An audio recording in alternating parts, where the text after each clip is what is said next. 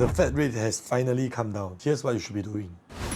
Many of you may have seen this article, how will US Fed rate interest cut affect home loans and investment? And immediately you'll be wondering, wow, such a long article and you're just lazy to read. So I did the reading so that you don't have to. And in this video, I'm going to share with you my personal take on what you should be doing as a buyer and seller. Because some of you that have followed me for a while, you know that previously, just a month ago, I did this video that talks about how interest rates will affect the property market and what you should be doing. So go check out the video if you wish to. Today's video will surround more on some information that I wasn't able to include in the previous video, especially certain jargons that you may not understand, to give you a more holistic view of the current situation. So if you have not already liked this video, do me a favor by liking the video, because I still got sore throat and I'm doing this video for you. So thank you so much in advance. So how this video is going to be done is, number one, I'm going to go through the TLDR version of this article. Secondly, additional information on how typically interest rates behave alongside with the economy. Last but not least, I'm going to share with you my views on what you should be doing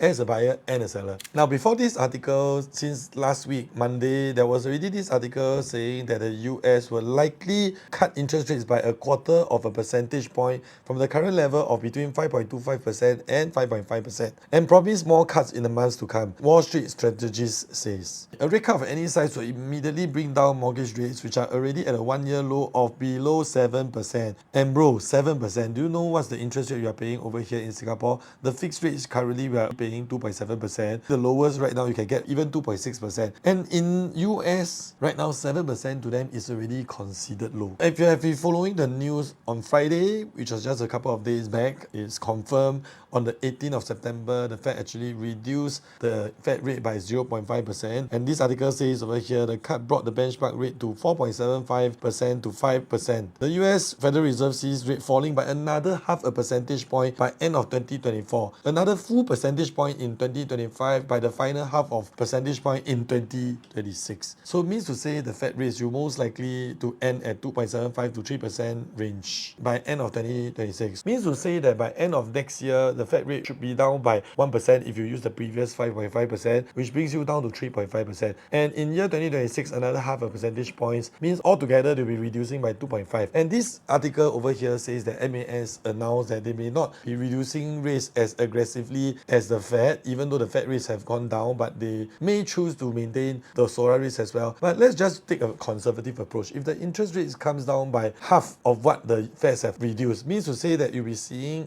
likely a 1.5% drop in interest rates in the SORA rate, and it will bring you down to about 2.5% as compared to the current 3.5. No, 1.5 minus 3.58 was the most recent one, and if you minus 1.5 means to say that it will be 2%. And what happens to property prices at that point when it's 2%? So the rest of the article shows some key numbers and data that may or may not impact you. One more interesting one, it says that it is not just actual Fed rates cut that impact SORA, it is also impacted by the market's expectation of the Fed rates, and at this stage, markets are expecting the Fed rate to fall further. Hence, SORA should also fall further in the next 12 to 18 months. So that's all we have for the TLDR. Before we move on to what history has taught me, the algorithm showed me that only about 23% of you are subscribed to the channel. So if you so far enjoy watching content like this and think that it's informative, do me a favor by subscribing, because it's going to help me a great deal, please. So this is a historical chart of the Fed rate. You can see that the Fed constantly played around with the interest rates in order to stimulate the economy. And I won't have to tell you too much, when the economy is not doing well, they will lower the rates so that it will stimulate more economic activities and create more jobs. When the economy is too strong, that means the GDP is going up too fast and things are getting more expensive, then they will start to increase the rate in order to fight against the rising inflation. So that's what always happens, but generally means is that when the interest rates are going up, means the economy is doing well and the Fed is trying to control the growth. And when the economy is not doing as well, right, you will start to see that interest rates will drop because you need to create more jobs. Why? Because with lower cost of borrowing means there's more incentive for business owner to invest in more infrastructure and hire more people, and that will actually flow back to more jobs in the economy. So that's in a nutshell how I view interest rates. Let me know what you think. I think you will scold me, but never mind, let me know what you think about my limited education on interest rates. So today we're in a very interesting situation whereby the fixed rates are actually lower than the floating rate. That means today if you are buying a new launch, you can only apply for floating rates, which will be about 3.9%. But if you're taking the fixed rate for the resale property, you are paying 2.6 to 2.7%. And it's quite a big difference of 1%. And what it all tells you is that the bank is also predicting that the Fed rates will be dropping in a couple of months because the fixed rates are based on 3 years. So by now, if you're still not very sure what I'm talking about, is basically the banks are offering you 2.7% because they are locking you in for 3 years and they expect the interest rates to fall below 2.7% in the next 3 years. Now, since we are on the topic of lock-in period, some of you may be wondering if you should refinance, if you have plans to sell next year, do so, because there's actually some banks that offer you this condition called waiver due to sale of property. And today, if you're paying like 3% for your mortgage rate, right, you can actually refinance to fixed rate of 2.6%, saving you 1%. And I have the list of interest rates over here that sorts from the lowest to the highest. If you need the list, this is my number. Or if you wish to know your current condition,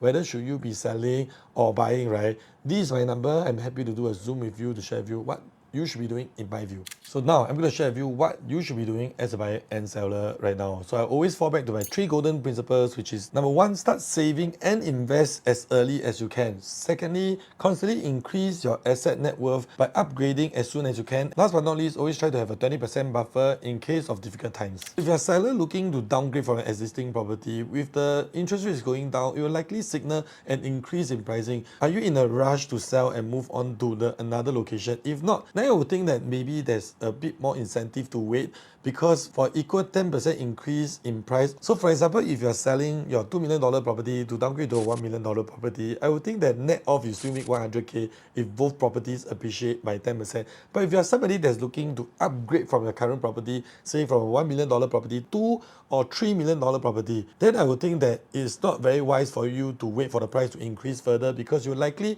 have to pay more with a similar 10% increase in pricing. But all in all, don't need to panic, don't need to reduce your price. If you need an agent, give me a call. Always happy to help. So for buyers, I always say that you need to start investing early. Why? Because number 1, capital constantly gets higher due to cooling measure and it affects the down payment that you have to pay. Secondly, loan decreases as we age due to TLDR. And last but not least, seller stamp duty, you need to clear 3 years before you can sell. So time is equivalent to money. Today, you are somebody that's looking to enter the market and you're hoping the interest rates will drop. I would think that you shouldn't do so. Why? Because when interest rates drop means there will be renewed interest and confidence for the buyers to enter. So, and having shared the 3 reasons why you should enter early, I would say that next year when interest rates are getting lower, you will likely be seeing renewed interest and confidence for the buyers to enter the market. Currently, we are in the market whereby, look at this article, it says that new launch sales fell to more than 10 years low. And it just tells you that there are opportunities in the market, and currently there are some launches for the 1 bedroom, right? You're able to get something below $1 million. Today, you are a first-time buyer or somebody that's looking to upgrade, or maybe from a condo to a landed property upgrader, right? There's a lot of opportunities now. Why would you want to wait for interest rates to go down and more buyers coming in to fight with you? And if you have the luxury of choice at this point, and I'm not saying that you should buy anything you want, if you need any assessment of the properties that you're looking at, be it a new launch or landed property, just drop me a message. I'll be happy to share with you my views. And as usual, like, comment, subscribe, turn on notification bell, because we post weekly real estate videos like this. And thanks for watching to the end, and I'll see you at the next one. Bye.